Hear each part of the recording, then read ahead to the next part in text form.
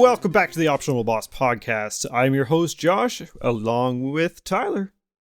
I am always along for this journey we have discussing random stuff. Are we even discussing at this point, or just like rambling about it? It's Both? a vain attempt at trying to formulate thoughts. Yes. I think that's good. the best way. I think that's the best way to put it.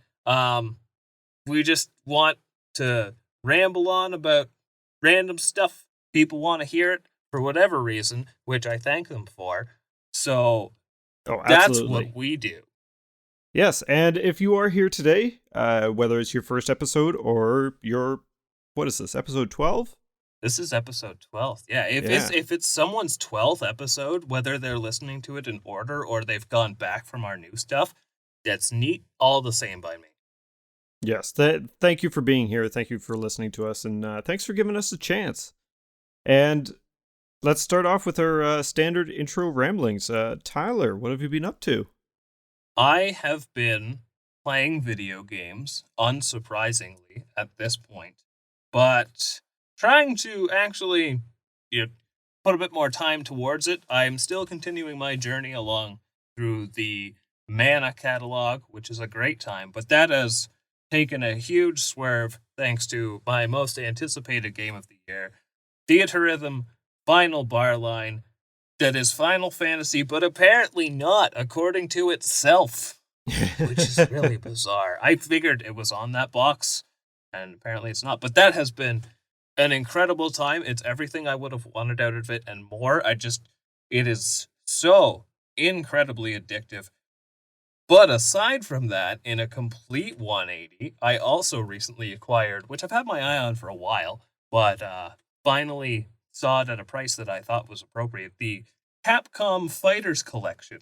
Oh, nice. And yeah, fighting games have always kind of been a bit of an enigma. When I play them, I try not to be too button mashy, but I'm not about to say I'm great at them, but they are a lot of fun. And the fact that this one is like really solid, just arcade ports, it's basically the Darkstalkers collection featuring a handful of others. But either way, I popped that in recently for a little bit just to try it out, and Capcom is knocking it out of the park with these collections these days. They've just been getting better and better, and for once, this one was in one collection. It wasn't broke up into random pieces for no reason. Or extra DLC or something. No, and if I'm not mistaken, they went like the extra mile for like good netcode and stuff. I haven't dove into it really deeply, but either way, for a relatively budget game, let alone a collection, if people are into fighting games or just want to try a bunch of old ones, it's a worthwhile thing to check out. But how about yourself? What have you been playing these days? Well, out of your recommendation, I've been playing a lot of Theatrhythm myself, and it's absolutely fantastic. The music is just, the Final Fantasy music is some of the best music in video games. I personally think like there's such an array of different types in it, if you will. And aside from that, I've been still tinkering with Arc. I finished up the Final Fantasy VII Remake and the Integrate DLC, and yeah, that's pretty much where I've been sitting. That's a good amount of gaming. I can safely see Theatrhythm being quite the experience, because if I'm not mistaken, this is your first time with these games, right? Because there are previous ones. They were on the 3DS, and I don't think, I'm not going to say they did poorly, but they are clearly aren't the most well-known. I know that a lot of people are just learning about these games now. Yeah. So this is my first one. This is my first experience with the Theatrhythm series. And I've always been a rhythm game fan. So I mean, I'm all for it. I'm enjoying it. I've tried a couple of songs on Ultimate and Supreme, and my base melts. But aside from that, hopefully soon. So my intention with Theater Rhythm was I was just gonna have it like as a side game to pop in the odd time, and no, that hasn't been the case. I've been binging it the past couple days. It's really it's really good at like hooking you in with that whole just okay, one more song kind of thing. And they feel like just short enough little play sessions, and then you realize you've been at it for a good couple hours. Oh yeah, especially when you're playing One Winged Angel. Song's like 7 minutes long. Granted, it's cut into 3 different sections for 3 different occasions. There's actually, yeah, one thing that's disappointed me, and I don't know if this is always the case or if it's only just how it's going to be on the lower difficulties. I'm hoping it changes on the higher difficulties. But I was playing the final boss track from Final Fantasy VI, which is Dancing Mad, which is one of the coolest pieces of music I've ever heard. And the like fight level, because you do like combat for the song, if for those who don't know about this game, do check it out. It's really cool. But like the level that I did for that song was shorter than the song. And it was really disappointing. But not disappointing enough for me to really say anything negative about this game. It is way too much fun. One thing I have noticed that I've dove in, so I know in the like Rock Band days and all that kind of stuff, Guitar Hero, the tunnel vision was immense. And I find I get a little bit of that with this too, but I did go snooping through the settings a bit, and they do have accessibility, so I actually have the backgrounds dimmed a bit, so it's not as jarring for my eyes, and it's much more visibly easier to see. It's kind of funny that you mentioned that, because this game has brought back a side effect that I have not experienced since my days of playing a lot of Guitar Hero, because the best way to describe this game is just basically Guitar Hero with Final Fantasy and also no guitars. Just button controls, which is, if you ever actually looked at your hands while you're playing this game, it is the weirdest thing to just see them flying all over the place. But it's, there was a point that I was trying to make about this game, and it has just completely escaped me. You get the claw hands? Oh, well, yes, I do. But no, what I was going to say about the Guitar Hero thing is, I remember after long sessions of playing Guitar Hero, if you looked at the wall, it looked like it was melting. Yeah, that's tunnel vision. Yeah, but now it's the other way. Now it's going sideways. It's so weird to experience. So it's an oddly nostalgic, negative mental trigger that I probably shouldn't be putting my brain through too much of. Now, I gotta ask a quick thing here, just for laughs, honestly, and because we have mentioned that we are Canadian, it is legal up here. Were you high? So I heard we have a question. Yes, we do, from Gamer GX, who asks, do either of us remember the first game we truly hated? Yes, is my answer to both questions asked. Well, what was the game? Okay, so this is actually kind of tricky. Like, just generally hate, because if that was how we were going about it, then I could probably say one of the games that we are about to be discussing today. But if we're talking about like hate and stuck with, it would be what was it called? It was, I think, Roadrunner's Death Valley Rally for the Super Nintendo. You're bringing this one up again, eh? Yes, just because it's, one of those curses of like having only so many games is in your childhood, and you want to play it because that's all you got, but it's just really bad. So that's the one I'm gonna go with. So Roadrunner's Death Valley, or what was it called? I have it on my shelf and I don't even know the name of it. Come on. Yeah, Death Valley Rally, I think. And so it's just a platformer, pretty standard, and it's just really bad. I'm gonna have to go check it out. I think I said that last time. A mess. Yeah, the level design's a mess. The bosses are incredibly obtuse in how to figure out how to defeat them. And you think to yourself, like, it's a Looney Tunes game. It shouldn't be that hard. No. It's very specifically meant for, like, a child's demographic. And I was a kid at the time, but even as an adult, I'm sure I could feel the rage building. So, thanks for that. Dip into some trauma. How about yourself? For myself, I'm having a hard time thinking of the first game I hated because I've always been about just understanding that it might not be for me. And we also had like limited supply of games that we could actually play growing up. So this is a little difficult as to what I would like. I can think of a recent thing, but as for first, Dig deep into your subconscious. yeah, I'm Find trying to the I'm hate trying to pull within that you. trauma out now. I can't. Nothing on the old PC days that just escaped your grasp, but you wanted to figure it out so bad, but it just frustrated you because you couldn't quite figure it out. I mean, maybe a little bit. No, I can't say that. I was going to say StarCraft because I couldn't stand the flying things and just thought it was absolutely ridiculous. But I was always just playing with friends, playing the actual main campaign. It was fun. But yeah, you know what? This is going to be a bit of a cop out because I honestly can't think of one that I hated. Actually, you know what? There is one. And I think it was for DOS. And I believe it was called Freakin' Funky Fuzzballs. Okay. And This sounds like it could be a DOS game. it was a very like love-hate thing, but it had one of those wheels for the encryption to get through. Yeah. That was one of those things they did back in the day, right? And when you finally got it and figured it out, it's just very clunky, and you go around clearing tiles if I recall right. This is repressed memories now, but yeah, it was just find the key. It was Solomon's key, just bad. I think you should dig up this game somehow and remind yourself of how bad it was. I should. You need fresher memories for a fondness of that lack of fondness. You know what?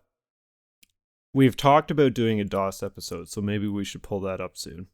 Oh, I can't wait to do a DOS episode. I want to talk about Jazz Jackrabbit so badly. Yes, and Yeah. I'll have to go look up Freaking Funky Fuzzballs on. But I'm pretty sure it was DOS. if it's not on DOS, you'll be able to find it somewhere in the realm of like the Windows 95 kind of stuff, I'm sure. Well, it was either DOS or Commodore 64. I don't remember. Oh dear. Yeah, But we're going either way way, back. that was a pretty solid question, which thank you very much for that. And anyone else, if you have any kind of thoughts on stuff you want to know from our side of it, feel free to send us a question. What do we got? Optional Boss PC on Twitter and Instagram. Yep.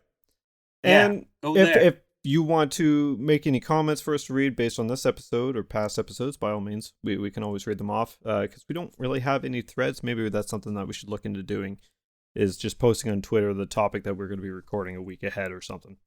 You can always We find crave attention. But as for today's episode, we want to get into it. We're 15 minutes in. Well, we've already been discussing something relatively divisive to us, and I could say that a lot of these titles are probably games that people might also have pretty negative or frustrated feelings towards, at least nowadays, because we're going back to, these are so old we can't even be nostalgic about them. Not all of them, no. And No. so today's topic, if you didn't read the title of this episode, it's the NES Black Box games. And not only are we going to touch on the Black Box games, because we planned on doing a retrospective of all the launch titles, but it's kind of pointless to make a NES launch title episode while talking about the Black Box series of games. Basically that and more. This is So the deluxe version of that. Pretty much. So we're kind of Yeah. merging them into one, which I think the NES is the only one that we can actually do this with. So, how about we get started off? Like the NES, when it came to North America, anyways, it was pretty. There was Atari before, and a lot of really bad games came out for Atari, to the point where we have the infamous video game crash, where it was understood that games were just a fad, and it was just going away. It's overdone. And then along comes Nintendo, makes the Famicom in the Japan, not states, And then they come out with a Western version, the Nintendo Entertainment System, which looks like a VCR and came with a robot for its marketing. Well, Rob the robot. this was the thing. It was a sneaky tactic, right? This wasn't a video game. No, video games have a really bad reputation. This is a toy and an entertainment system, and everyone wants a system in their house. That just sounds cool. Yeah, and I mean it was a good tactic. They nailed it on the head. Well, and I think something to kind of like it all fits very thematically with these black box games. If you look at them, they all look like they belong with one another, and they all have those very simplistic, almost like screenshots on the box. And I think the marketing was very much, it felt more like toy compatibility than it did, like the grand adventures of things that you have, like these big artistic depictions. You could look at something like Clue Land, which what even is a Clue, and put it beside golf, and they still feel like they're this family that all go together with this Nintendo Entertainment System. Also, Rob. Yes, Rob the And robot. a gun. Now, did you ever have a Rob? Oh God, no. I didn't actually grow up with an NES, but my grandma had one. That would have been my most like I'd been to several people's houses who had them, but like that would have probably been where most of my experience. And she definitely had the Zapper, but not a Rob. No, I didn't see one of those for the first time until like, probably my early 20s, like going to like flea markets and stuff, like well beyond the point that Rob had just become an expensive collector's item. Yeah, because they didn't sell them very long after the launch. Like it was the ploy to get it out there because it has this nice robot with a system, and people didn't really know what it was, and then it turns out to be video games. It was Well, that's the entire point behind it. Really? it was the strategy, but I could also imagine too that producing Rob back then, even though it's not the most complex thing, it was probably still pretty expensive to make. For back in the day, yeah. There's quite a few moving parts in that thing, and I mean it seems impressive enough. I'm sure if I saw one in action today, I would still think, wow, that's pretty neat. Yeah. Oh, absolutely. But yeah, at the end of the day, it was just an interesting way to bring gaming back into a more comfortable, relevant state. And there's still very much a lot with these games, the vibe of like bring the arcade home. Oh, very much so. Like a lot of these games go off that whole principle of high scores and lives, right? Just no For tokens that you need. for the most part. Yeah, and they're all very straightforward, which I think is a lot of the charm of the whole black box line, right? It's hard to look at these games and without even playing them know what they're trying to tell you. Yeah. Barring if you don't know what a Donkey Kong is, and I know everyone knows what a Donkey Kong is now, but if you don't, what is it? There's a monkey and a man trying up to defeat the monkey. Yep. You Which, somehow can look at that and make sense of what's going on that box. yes. And if you look long enough, you'll be like, okay, so this is what it is. What is a duck hunt? There's a duck on the box. I guess I hunt ducks. Yep. With a small explosion. But there are a couple other. Let's start breaking some of these. How should we go about them? Should we first cover the initial wave and then tackle the rest? Yeah, so I don't have the number on me. How many black box games is there? 30. 30? Okay. There are 30 black box titles. 17 of them were launch titles. So how about we go through the actual launch titles, because we are kind of merging 2 episodes in one, just so we aren't repeating ourselves here. So I'll lead us off on the first 17, and then we'll go from there. We'll talk about the rest after. And then we'll sneak two little other colored boxes that follow the same uniform, if you will. So the first one is 10-Yard Fight. This is a football game, which I personally haven't actually experienced. No, there's going to be a few of these that I feel like neither of us have ever really played. And 10-Yard Fight, from what I've seen of it, it's going to be a lot with these sports games where the sports games are incredibly cut and dry, right? It's kind of hard not to be. It's football. It's like the The first fact, generation of bringing back games, right? So yeah. But when I look at gameplay of this game, it makes me think of those like little vibrating tables that look like football fields that you just kind of put the figures on and they spin around and you hope that something happens. The like the very foosball table. okay.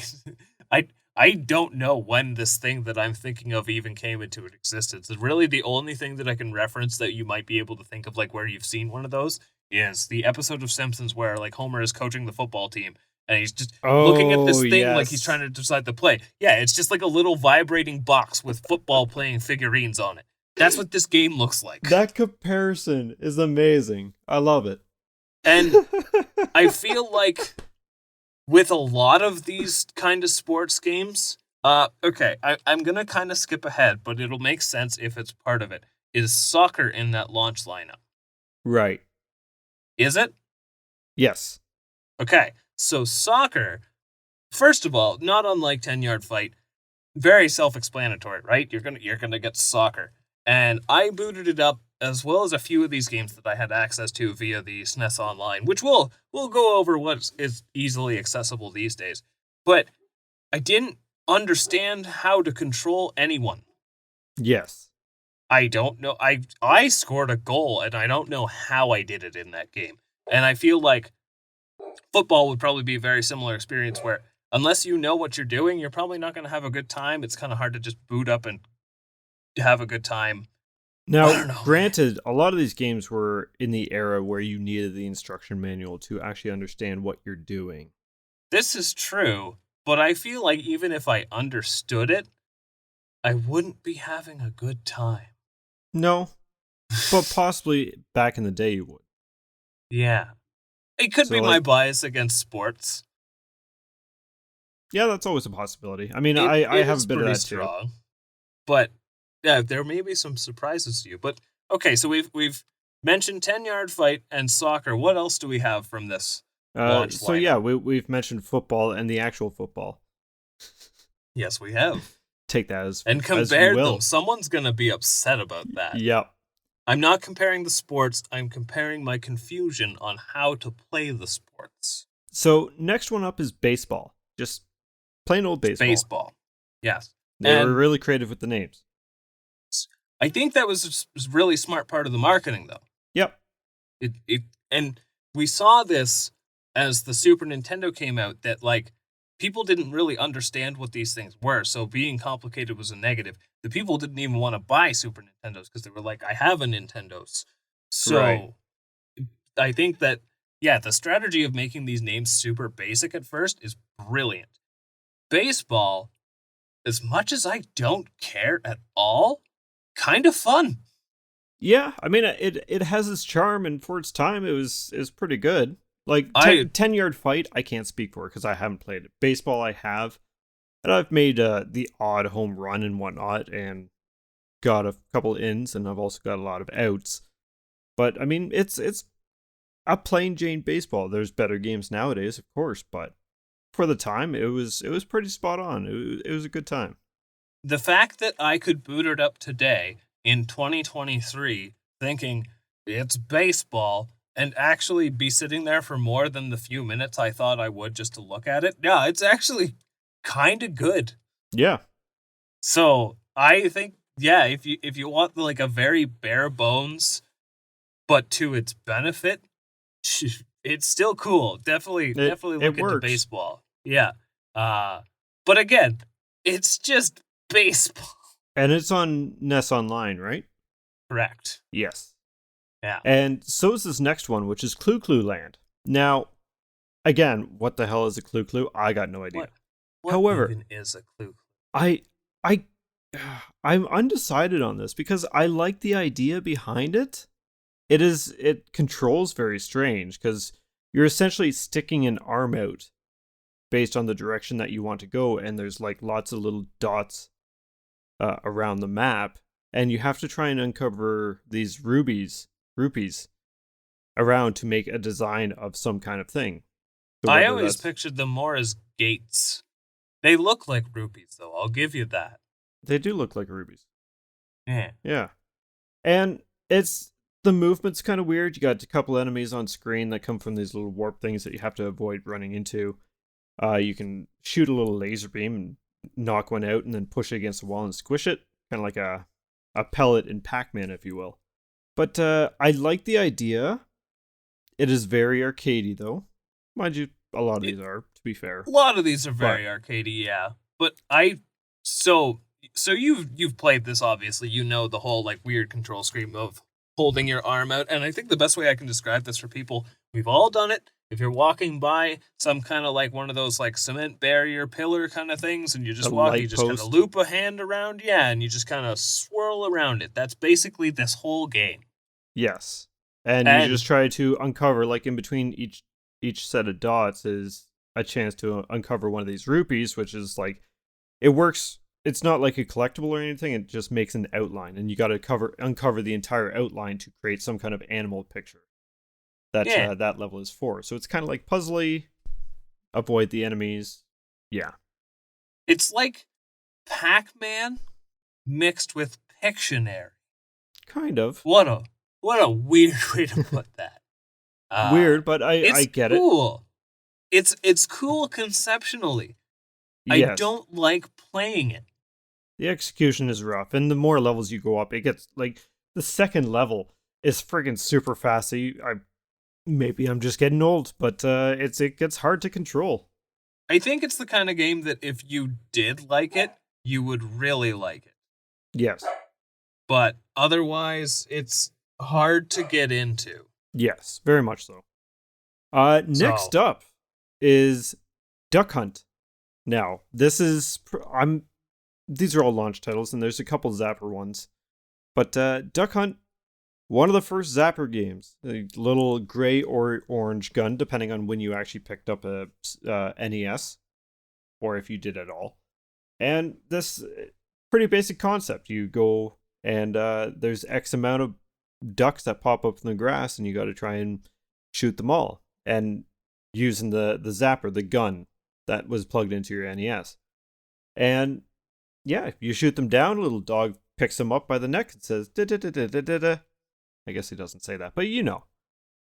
And yeah, Duck Hunt's just great. And then there's also the pigeon clay shooting as well. I like the pigeon clay shooting. I thought that felt more. It's weird for me to be like pro this, but like more sporty almost. It felt more like a game of skill as opposed to shooting the ducks, which is still a game of skill. But I just felt like I was just hitting that trigger until the duck fell. Well, you had only so many shots per duck, right? Yeah, but I felt like with the clay pigeons, it felt like more of like almost like sniping, as opposed to the duck. Shoot the duck, get it dead. Yes, I would say like Duck Hunt side of it was very child friendly. It was more frantic, you know. It's very cartoony, where the clay pigeons was like more serious take on it. Yeah, there was another game that I remember playing a lot of alongside Duck Hunt, and this isn't a black box game, and it was some kind of like Olympic sporting game where it had like triathlons, and it had a clay pigeon thing as well. And I would always get that confused with Duck Hunt, even though that wasn't a Zapper game. Huh. Yeah, wasn't stadium events or anything. It might have been. I'm not sure. Because, like, I think the stadium events is the one that's, like, super rare, but it's actually not because they made a bunch of them, but just not under the stadium events. But I think it might have been that game, yes. Yeah. And, yeah, I always remember playing, like, Duck Hunt with the clay pigeons and thinking to myself, where is the part with the arm wrestling? Wrong game. That's my random thoughts, but Duck Hunt is really cool in the sense that, like, I would imagine in the time, even when I was a kid and, like, the Super Nintendo was relevant and whatnot, like, the whole light gun experience at home, that was super wacky. novel, sure, but still fun.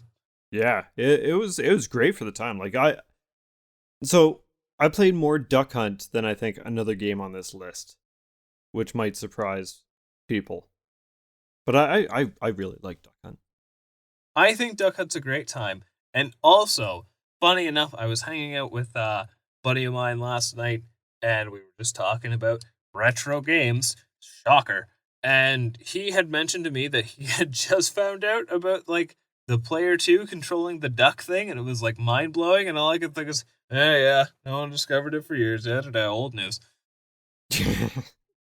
But yeah, for Really those who behind the don't know, times. player 2 is the duck. I But don't think I knew that as a kid, but I learned oh that probably no, a couple years ago. That it's like, did oh not. shit. But I feel like that was like the first like, did you know? And Yes. hire us.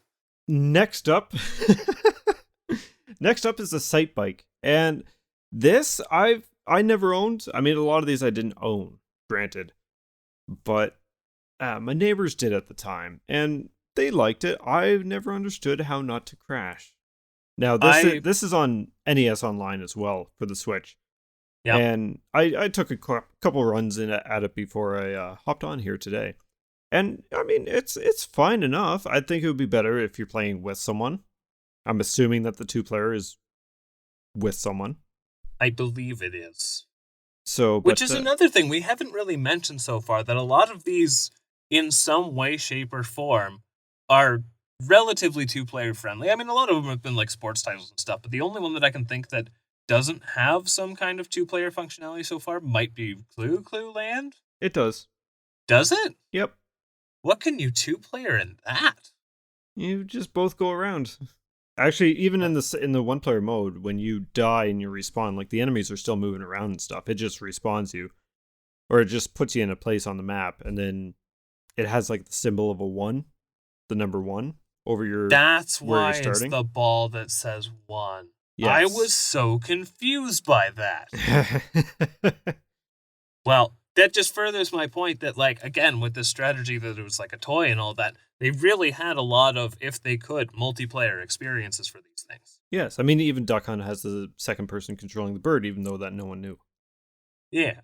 It was a possibility. But yes, a sight bike. I never actually fully understood this game, but I know it is quite beloved amongst a lot of people. I mean, it's neat. It's very charming. I actually really like Excite Bike, and I know I played a lot of it as a child.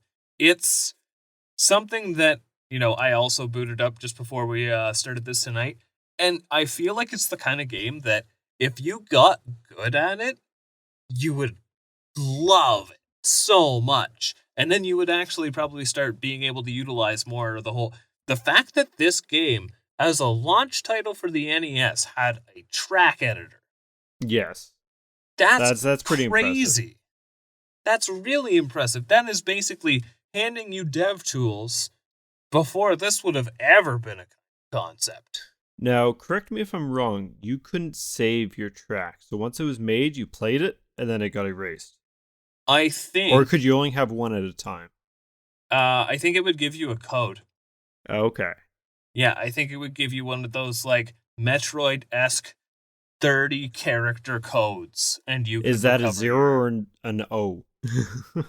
One of those, but I think, if I'm not mistaken, you can just, like, jumble up a bunch of stuff in the passwords and just get wacky, randomly generated tracks out of it. That'd be cool. So, if that's true, I don't know. I might have to confirm this. But again, I do believe that there was some way to keep your tracks, but not obviously saving. But yeah. I think Excite Bike, it deserves to be remembered, but it's not incredible, but it's not bad. Now, something I wish I kind of looked up. Do any of these games, at least the first 17, have the ability to save? I don't think so. So this was before save files were even a thing. I think this was you take a picture of the high score with the old family camera and go get it developed. Yeah. That's how you saved your progress. You saved it in a photo memory book. That's fair. That would still be cool to do if, yeah. To be honest, it's there's certain little things that were ideally they were nuances, but they still have like some kind of nostalgic charm to it. You know, it makes me sad that I never figured out that I could do as a child, and it was probably something that I would have loved if I had done. And I feel like I had the idea to do this, I just didn't actually know like how all these cables and worked and stuff. But to hook up like a VCR while you have the Super Nintendo going and just basically make your own Let's Play on VHS. Yeah, That would have been really neat to have in the it old wouldn't have been closet. hard either. No, no, thinking about it now, it's quite easy to accomplish. But that's back what do back we to a got sight after bike. Excite Bike? So Yeah, a sight bike is essentially you're driving a motorcycle up and down hills, and it's essentially a time trial race. And then you can go up hills, and if you land funny on the hill or jumping off the hill or something, then you can crash and you go off to the side and you waste a bunch of time. There's some levels it's where it reduces from 4 lanes down to 2, down to 1, whatnot. And then there's little like mud pits as well that can slow you down. So it's really get the best time. it's such an interesting take on racing games, especially because there is a one on the black box list. I don't know if it was a launch title. That would be Mock Rider. It is not, It but is we'll not. get there. Okay. But I'm just going to bring up that formula for a bit where a lot of racing games, like in arcades and all that, they were like the behind the car, and it was just you were going along almost what seemed just like repeating ground. And those were racing games. As where this was like a 2D side scrolling racing game. Yeah, It's this also is got an interesting amount of strategy because you have to like you can't just keep down on the throttle because of your temperature gauge, right? yeah. So it's there's a lot of nuance to Excite Bike. Well, when you take off on a jump and stuff, you can tilt forwards and backwards, or in the sense of perspective, it's side to side. But Yeah. if you land certain ways after going off a hill or jump, then you'll end up crashing and wasting all that time, right? So Well, and it like how you land will dictate your speed when you keep going, and also how you yes, take off will dictate how far you go. There's a surprising amount that goes into just playing Excite Bike. Did I know that as a kid? No. nope. Motorcycles were neat. They went vroom vroom and it made me happy. Some were really I loud and made like me the scared. I like the sounds and I like the music in this game. Yes. Yeah. Uh, that is also on NES Online. I don't know if I mentioned that already because we went a little sidetracked there, but Yeah. that's okay. That's what we do best. Okay. Next up is golf. What more Golf. can we really say about that? Yeah, I mean it's fine. If you have played any other golf game, you It was know what probably this better. is. Yeah, I was actually when I was looking on the NES Online, because I wanted to see they don't have that many black box games. We'll go over all the ones that are at the very end for certain. But golf is not on there because No, NES Open Tournament's on there, which is just a much better golf game. and it And has this Mario. is yeah, it has there's a very Mario looking guy on the golf cover, but it is very much just generic golf stereotype guy. I don't know what that would be, and yet it is that. In red shirt and red hat. Just if you're gonna play any golf game, don't let it be this one. There are so many other things available to you. I almost think we could just jump ahead past that. Yep, I think so. The next up is Gyromite. So this is a Rob Robot game where you can play alongside your little robot buddy or robotics operating buddy, Rob. I And have no experience no, with this or again, the other one. neither of us had a Rob, right? So we couldn't really do much with this. But essentially, But it's you you can hit a play button. this without Rob, right? Yes, because Yeah. all Rob did was hit A or B on another controller. So Rob had like these attachments that you could put to his hands, and he would just tap A or B on the controller for player 2. So you can do that as I could hand Tyler the second controller, and then he could be my Rob. I can't really remember Gyromite specifically, but isn't it something like you're trying to get the scientist up to doors and you have to like control the doors or the ladders or the elevators or something with Rob? That's what it is. And like, or you're the Yes. scientist trying to get through the gates. Yeah, so you run around as a scientist, and there's black, or not black, blue and red little like pipe type things all around, kind of blocking paths. And then you, as a scientist, you could hit a button and it would flash the screen quickly, and then that would tell the Rob, because it worked very similar to light guns, to press a certain button, and hitting that button would lower and raise the different elevators. See, that sounds really cool as a toy. Yes. Because that is what it was. As a video game, that sounds really underwhelming. Yes. As an experience with my robot buddy. At its time, it would have been really cool because we haven't seen that kind of interactivity before. Same with the other Rob the Robot game coming up. Well, and this is what I'm trying to say, though. Like, doing the stuff with Rob, even now, would be still really cool.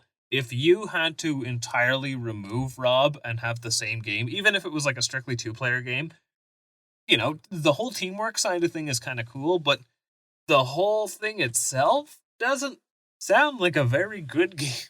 Well, you could play it by yourself, just have the second controller by your big toe or something.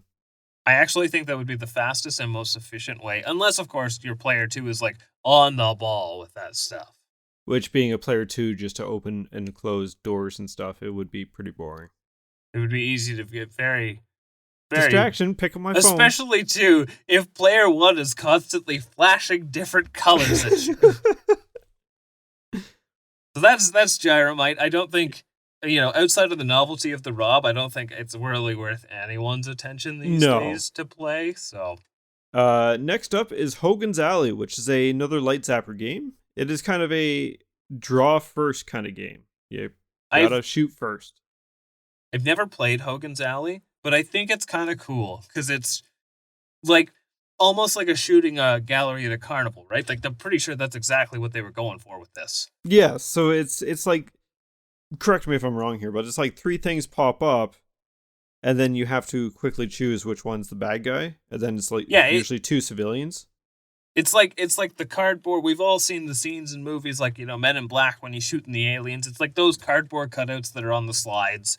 I think, is it Hogan's Alley or is it? Because there was 4 light gun black box games, I'm pretty sure. Yes. I'm not sure if it was Hogan's Alley or Wild Gunman, but I think Hogan's Alley was like 2 or 3 different like light gun mini games. And if this is the one with the can balancing, that already makes this game super cool. I'm not sure about that, actually. But I'm not too sure. I think this falls along the lines of Duck Hunt, where this is just straight up cool. It's just a different flavor of it. Yes. I think, personally, I would prefer Duck Hunt. I haven't played Hogan's Alley, though. I don't know. I think the whole cops and robbers thing was definitely very, very popular as a childhood thing. So I could see this game having a lot of appeal from that, like, get the bad guys kind of mentality as a kid, right? But I can also see, like, Duck Hunt's just fun. Yep. And I don't know if in Hogan's Alley you can get shot back at, but if you could get shot back at, yeah. That would put a different spin on it.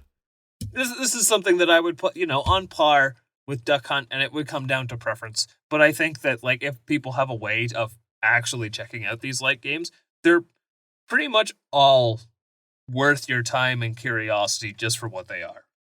Yeah. Next up, and this is on the NES Online as well, is Ice Climber.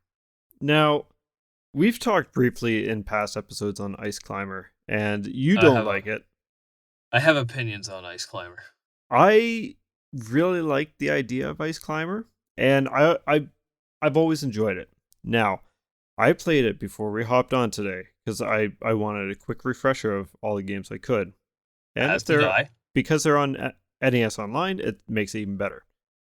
The jumping mechanics suck. Sorry, not even the jumping mechanic. It's the whole hitbox. Like the fact that you can go straight through the floors. So, I mean, clearly I had a love for this game at some point, but now that love was just tarnished. I think my brief playing of Ice Climbers before we started today is the most I've ever understood Ice Climbers. There's not a lot to get to the top of the mountain. But save your eggplant. I've picked up on the whole, because it's one of the many high score games. They're all pretty much in that vein for the most part.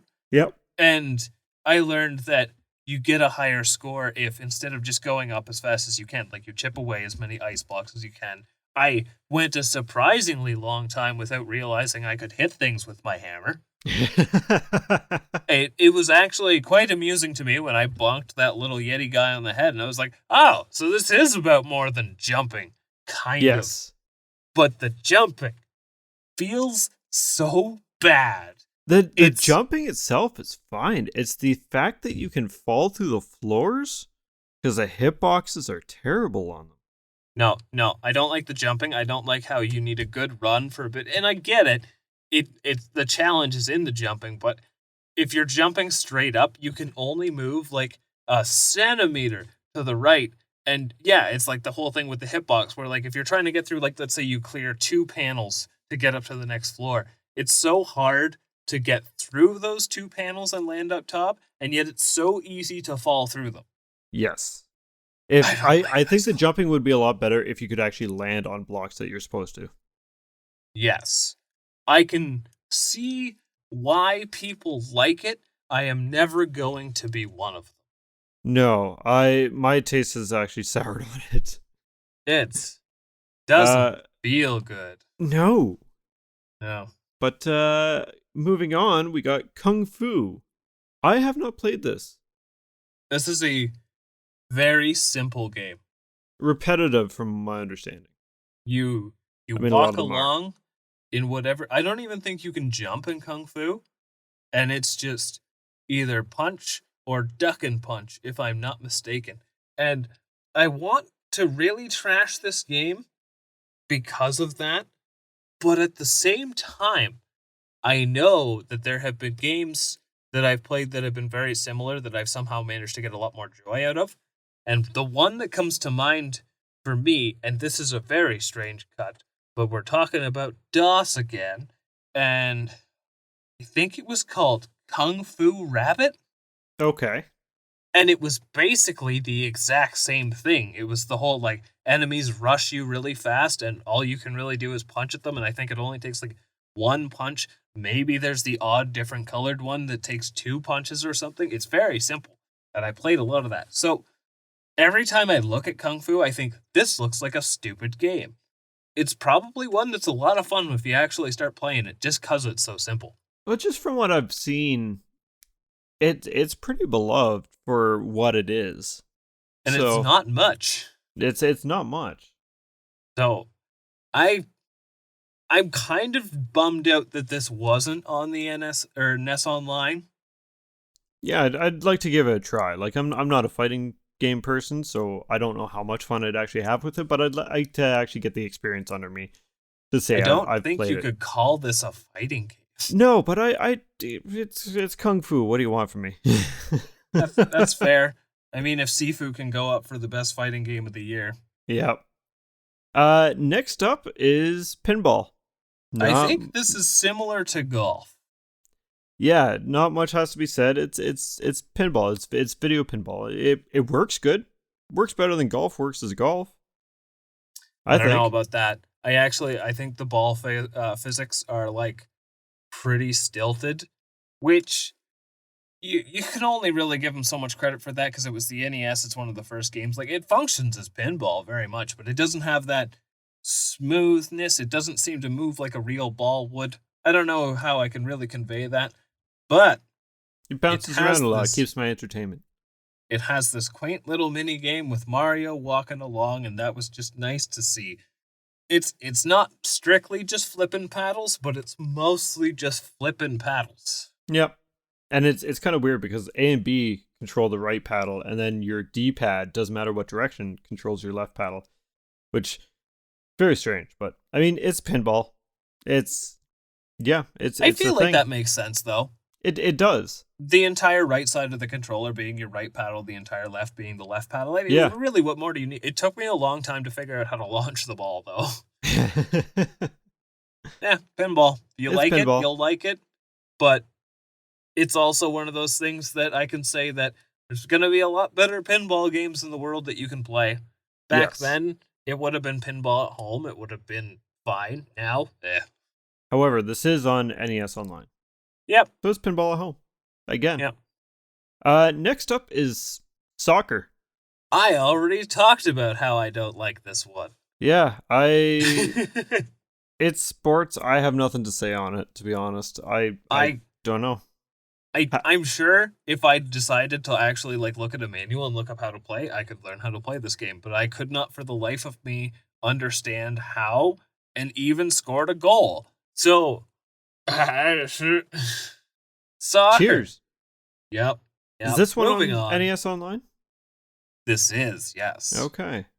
Next up is Stack Up. This is the other Rob the Robot, and I think only other Rob the Robot game. You are correct, and I don't think this is a game. I think this works more as like a functional application for Rob to stack his little discs. Yes, which requires the other side of the attachment but he has like a couple spinning tops, and then he just puts the top down on things that will end up hitting the controllers based on pressure and all that kind of stuff. I don't really know what you do because it's a little obscure and not too many people actually enjoy it. No, this I think the best way to describe this is like playable software for Rob back in the day. It would be a very neat novelty because, again, you get to see Rob doing all these functions and stuff. But I think out of all of the games, like Gyromite, you can still kind of play, even if you don't have Rob. I think this one has absolutely zero place without Rob. Well, so with Stack Up, it requires you to kind of have the honor system, right? Because there's an external factor. Yeah. So, moving on. Neither of us had a Rob. We can't really talk about these firsthand, just what we've seen. So, next up is probably the most important game on this list, even including the outside of launch ones, and that is Super Mario Brothers. Oh, I mean, yay! Not a fan? No, it's just not what I wanted to be said. But Super Mario Brothers. Yes. Not Mario Brothers. Not Mario Brothers. Okay, there's a big difference there, so it had to be said. This is the video gameiest video game ever, and not my preferred way to play it. I would probably much rather play, because the one that I have the most nostalgia for is the Mario All-Stars version of Mario 1, which does play a little bit different. I think the physics are a little bit different, and it just, it's got that nice Super Nintendo color. But that said, I've played lots of the original Super Mario. Kind of great. Yeah, I mean, it set forth a revolution and made Mario what he is today, right? Like, he's finally getting what looks to be a decent movie. Well, he's only had... I'm not going to bother looking it up right now, but I would not be surprised if he's well over 100 games. There's quite a few, right? I mean, it's with Nintendo's Mario IP. Directly. Yeah, if he's not directly in the title, it is also like games that like include him, like Pinball, even if only briefly. Like this guy, he's been around, but his actual game, it's great. Like, to a point, they used Mario to shoehorn him into other titles, right? And to sell him as that set. Because it's, like, Nintendo's mascot. Especially at this time, right? 1-1 is, like, one of the most iconic places in video gaming. And the music. Just... It's so... It's weird because Super Mario Brothers is kind of one of those things that, like, of all of these box covers to look at, is probably one of the most confusing. And yet, it's a very easy game to take to anyone who doesn't really game, put it in their hands, and just be like, go right.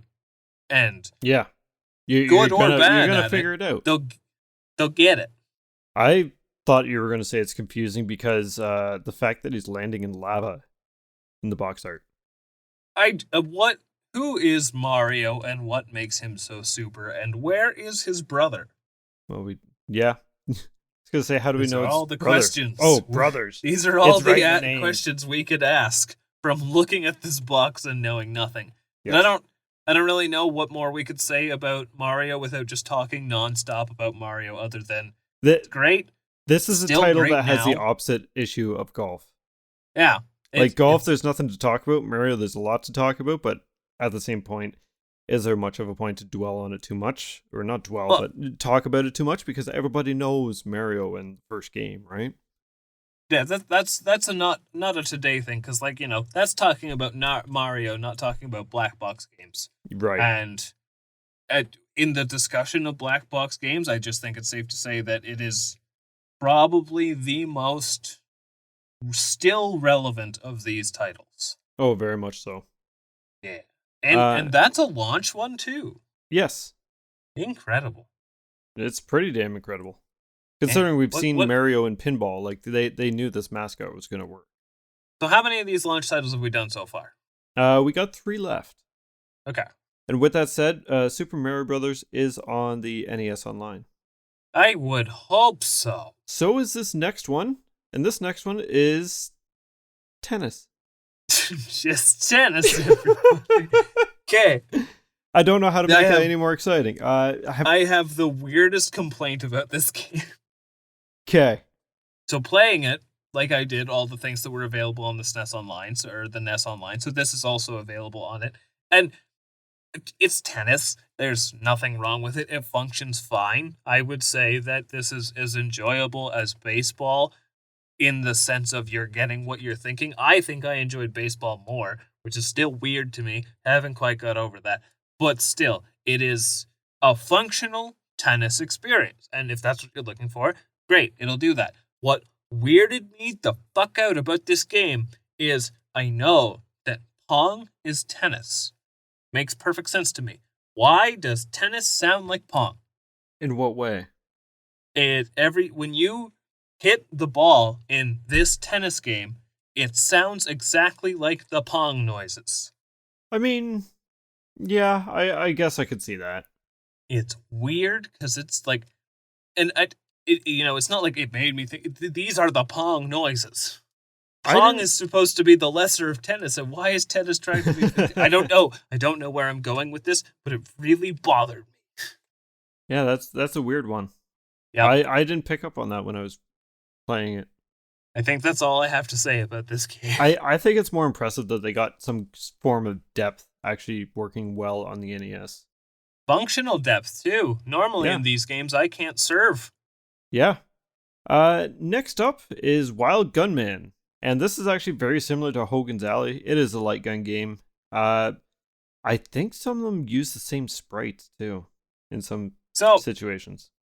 because I've not played this or Hogan's Alley, my thoughts on which is which are very interchangeable. So Mhm. for the people who hear this and know these games better than I do, I apologize if I mix up details. If this is the one that has the can, this is the one that gets my praise. Mind you, I know that this one specifically is the one with the quick draw challenge, which already makes it really cool. Yeah, absolutely. That is just Light a zapper neat. game, so good luck playing it nowadays.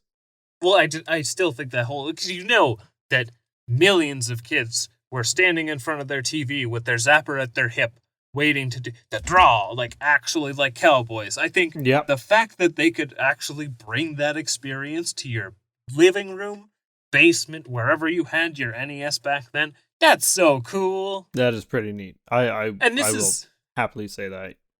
And again, this is a universal with all of my thoughts on these light gun games, is that, yes, it is super novel, but it doesn't mean it's not fun. Yes. That's all I could say about Wild Gunman, though. I don't actually know what they do in the game. No, I don't have much to say on it. I've seen like very minimal video of it. And that's, Collectively, it's Zapper good. yeah, I mean Yeah. they all have their own unique reasons to exist. Yep.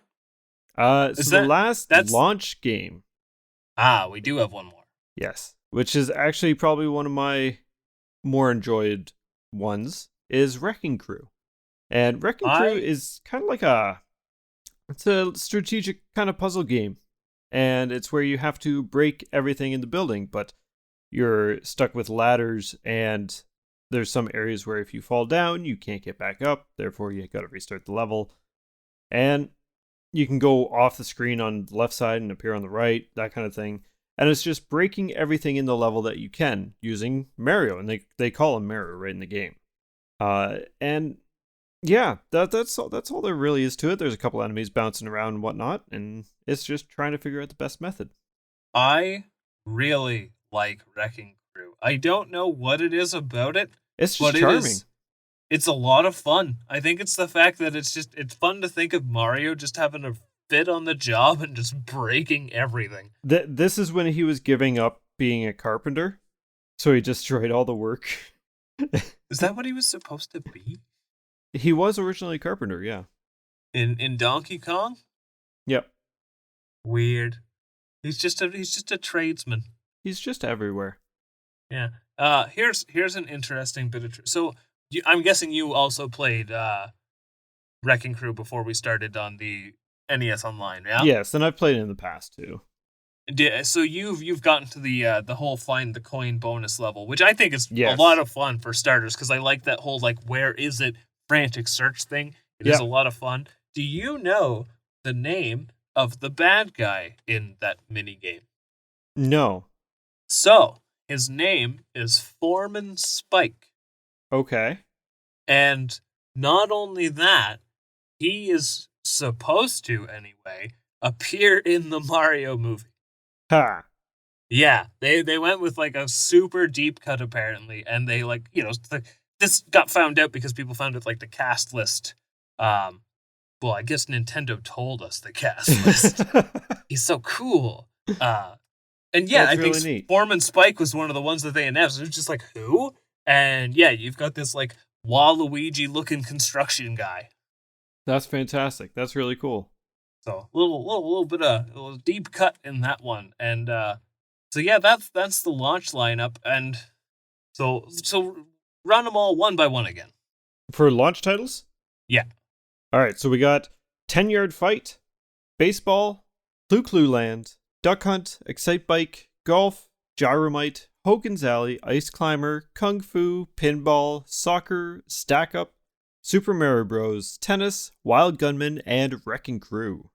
That's a pretty solid launch lineup. That's not bad. A lot of different things you can do.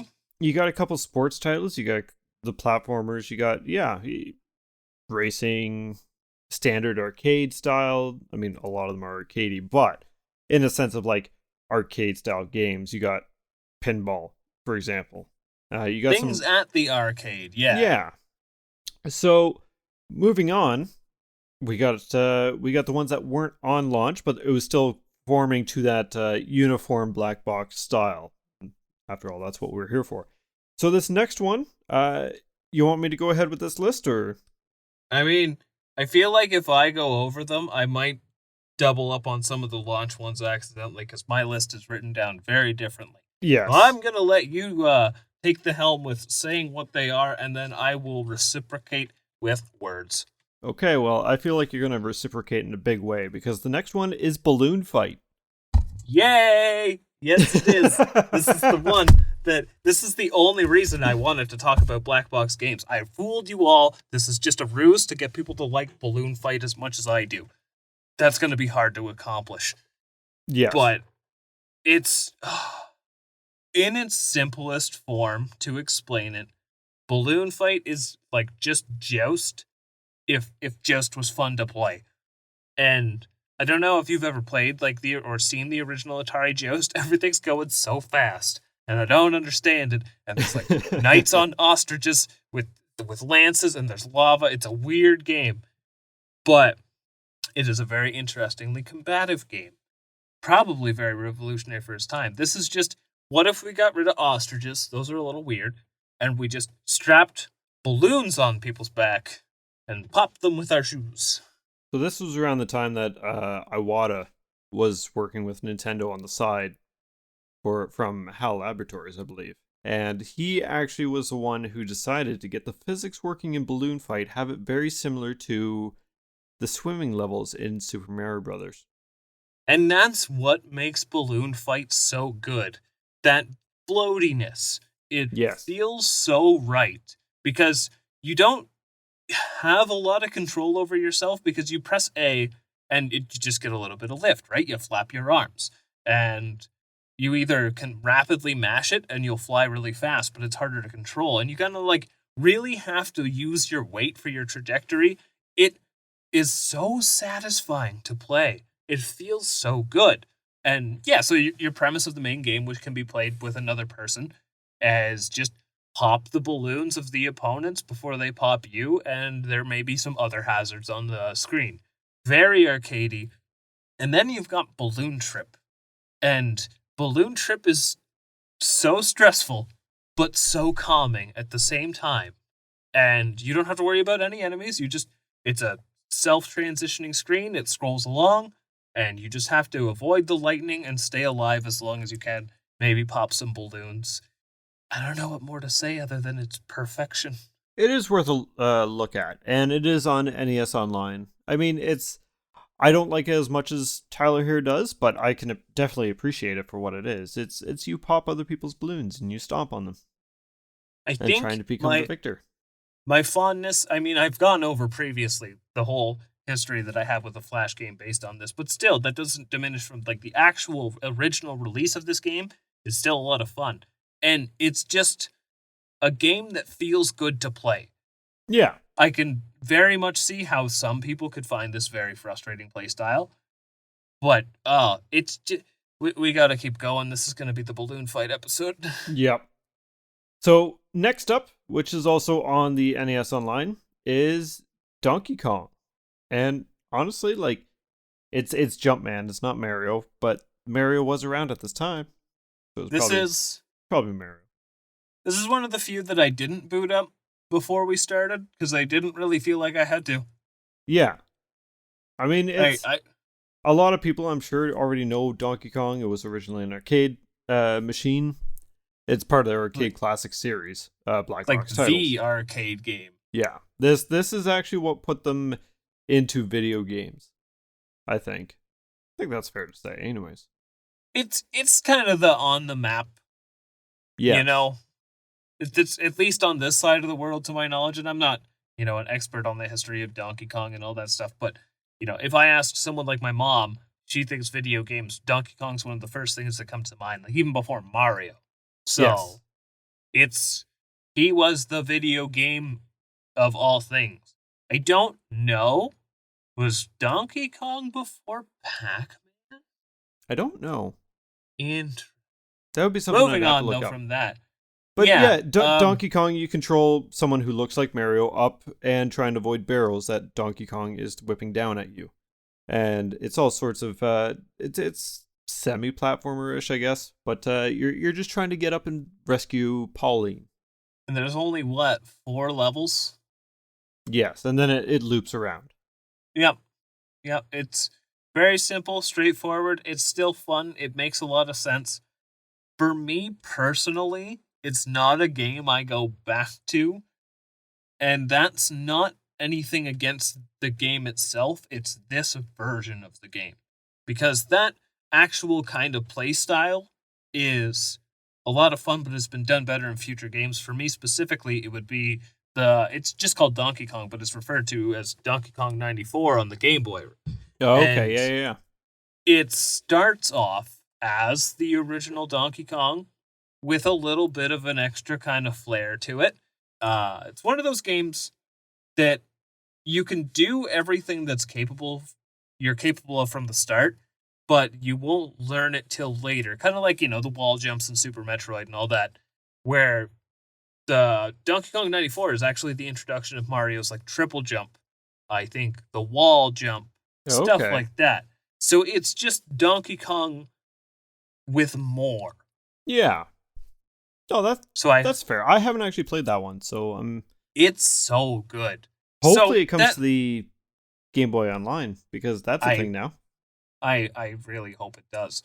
How that rant aside, that game wouldn't be as good as it is if it wasn't still basically based on that original Donkey Kong formula. So I think the original Donkey Kong is still worth people's time, just not my time. Yeah, I mean, I'll still go back to Donkey Kong the odd time when I'm looking for something quick to play. Yeah. So, It's funny however, that this isn't a launch title. no, but it was created before Super Mario Brothers, but in the arcades, they couldn't find a way to get it onto a cartridge or anything. Like that, this Well, was before they were making consoles, I believe. and it's also missing a level. Like, it is a technically compromised experience from the arcade. Yeah. Still Next Donkey up, Kong. it's still Donkey Kong. Next up is still Donkey Kong. This is also on NES Online. Donkey Kong 3. Did you No, skip no, no, no, no, two? no, no. Donkey Kong 3. This is the this is the technical release order of games. However, it Is is it? not the order of games that came out in arcades. Okay. Yes. So Donkey Kong confusing. 3. It is very confusing, but let's yeah, Donkey Kong 3. I haven't actually played this. I did pop it on before we hopped on here though.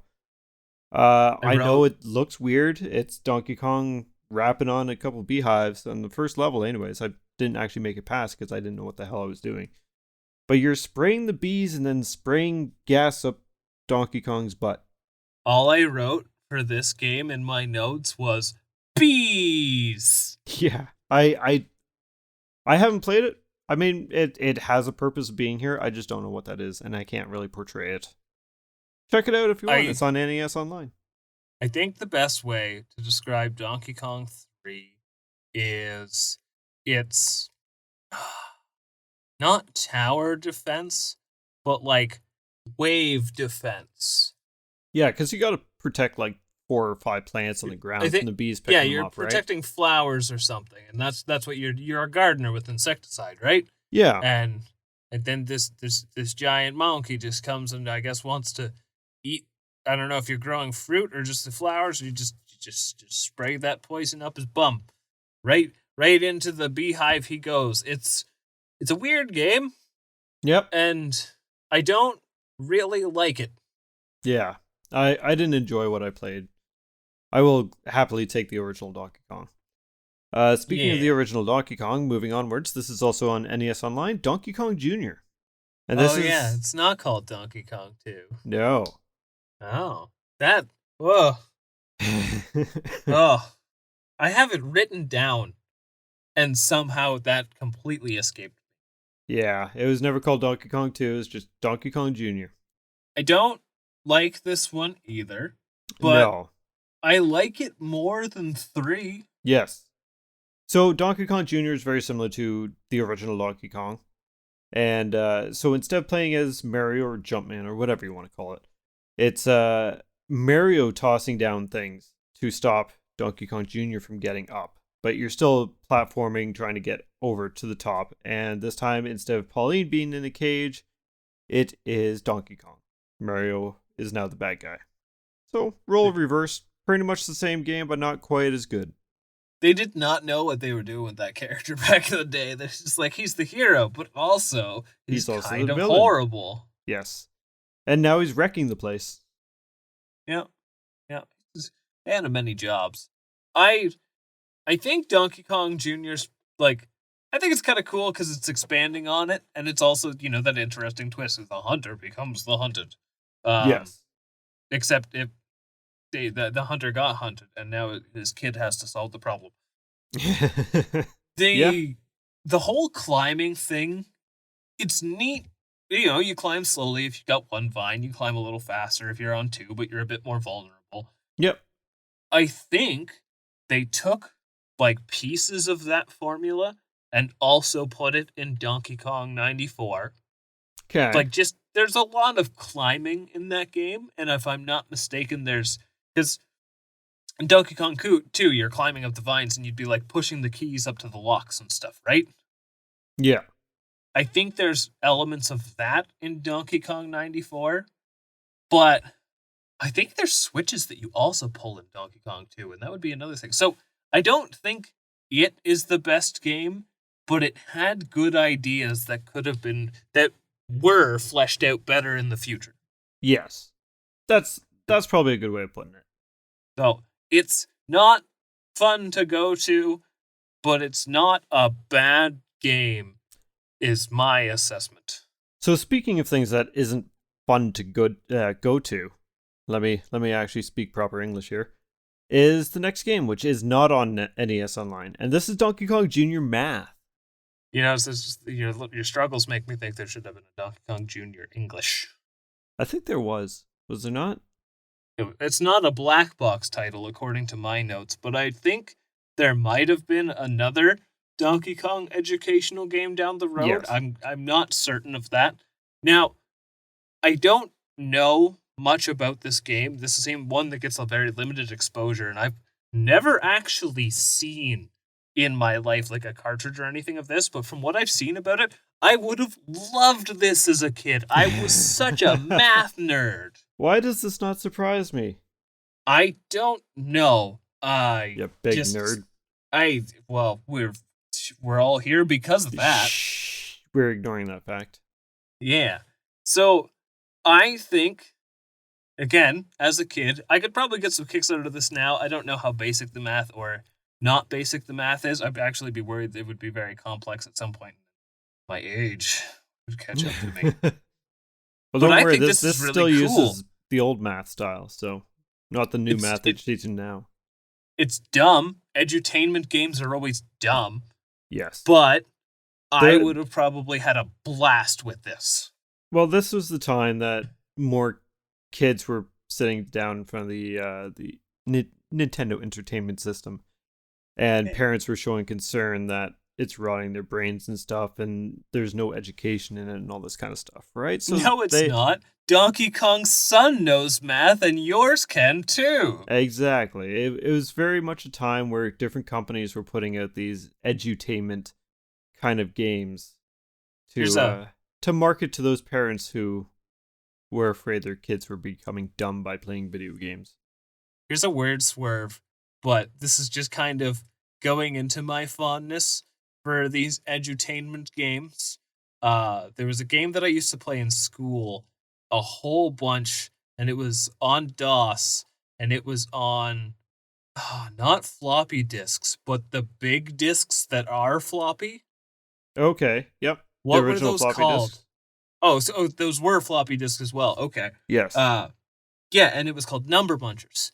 And you were like, I think I interpreted him as a frog, but it was basically just a head on legs, and you would just go around eating proper math equations before these monsters ate them off the board. Had a blast with it. And then also, I think it was called Math Blaster. Okay. I think Have you heard of that one before? Because it was like a franchise that was around for a while. It got a bunch of entries. They were mostly on PC. And my buddy had Math Blaster. We used to play it all the time, completely oblivious to the fact that we were learning. So Donkey Kong Jr. Math is actually something that I kind of want to look into just out of morbid curiosity now, because, yeah, I'm surprised I had as many things to say about that as I did. Wow, what's next? So, just kind of on that, just edutainment games, kind of surprising, making you learn things. 2 games that I played, one was for DOS, one was for Super Nintendo, that I didn't really pick up on, but we had them, was Mario's Time Machine and Mario's Missing.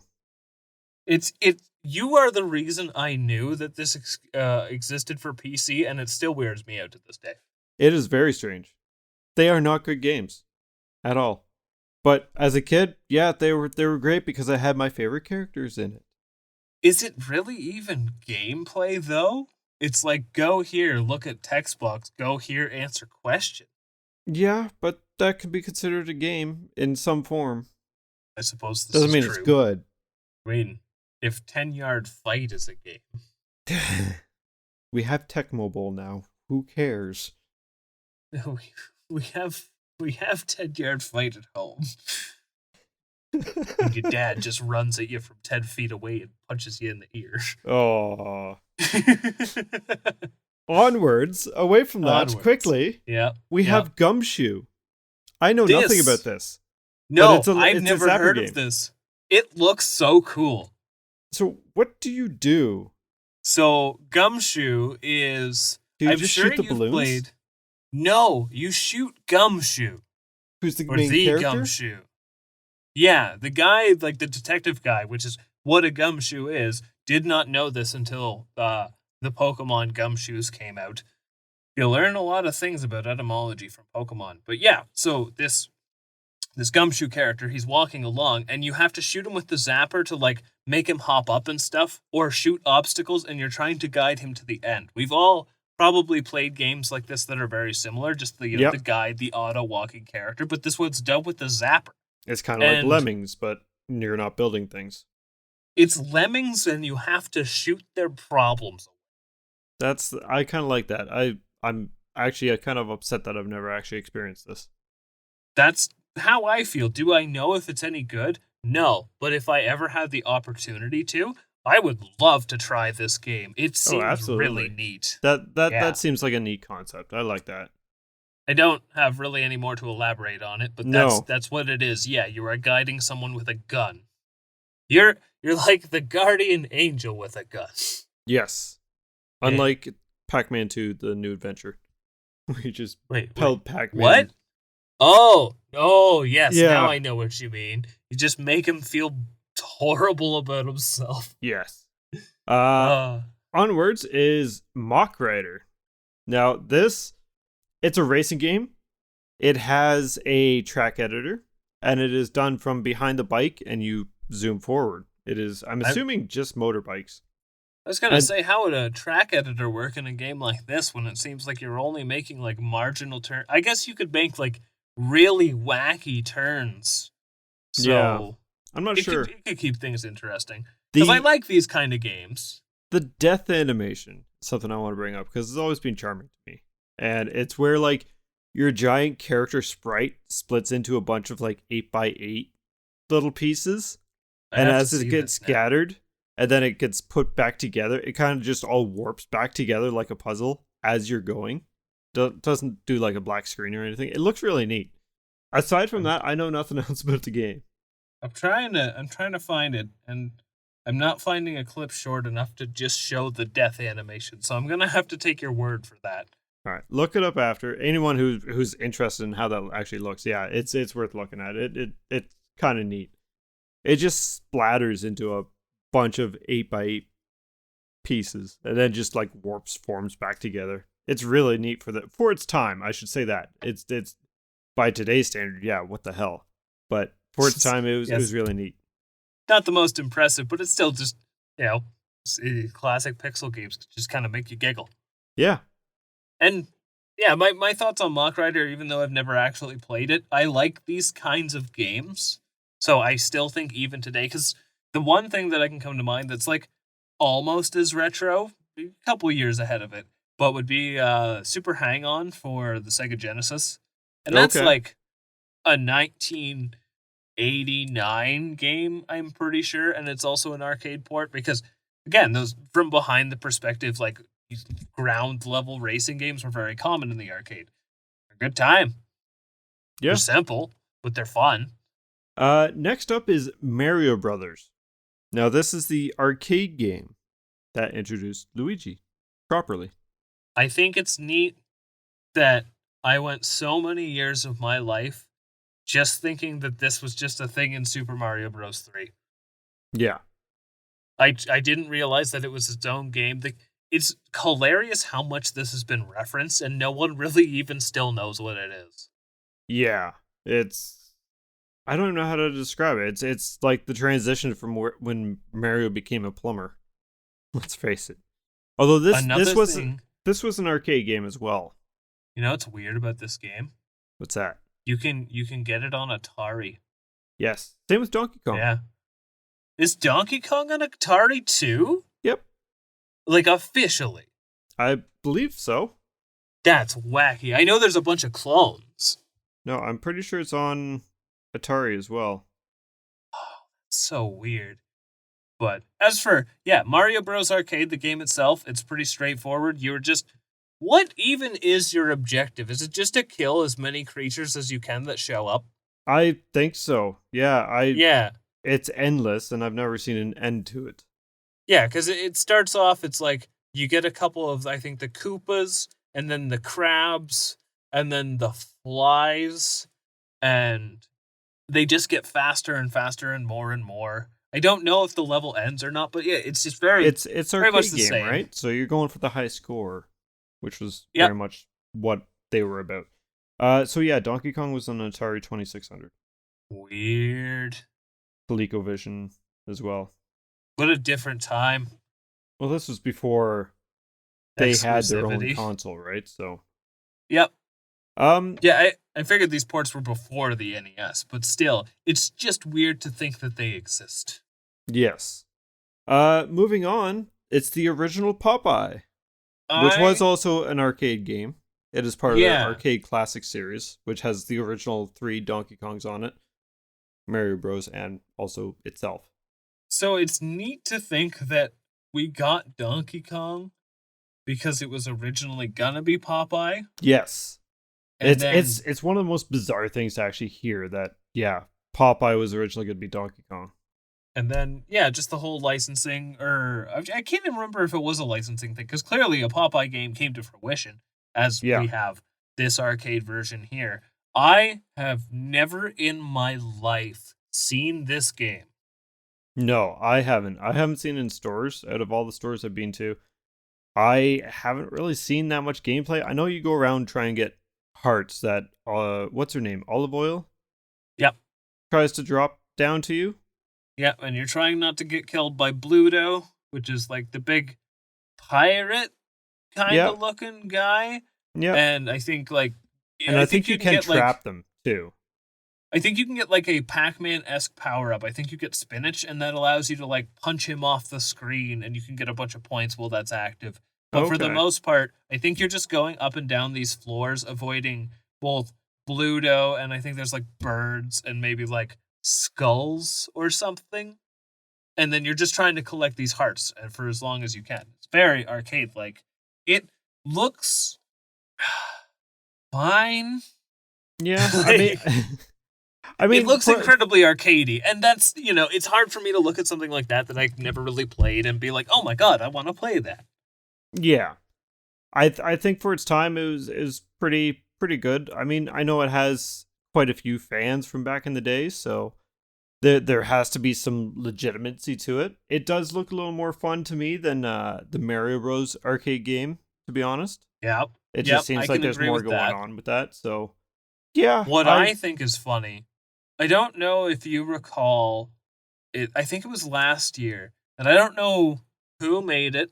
I'm not even going to name any names anyway, but there was like a new Popeye game that came out, yes. and it was like a new interpretation of this game.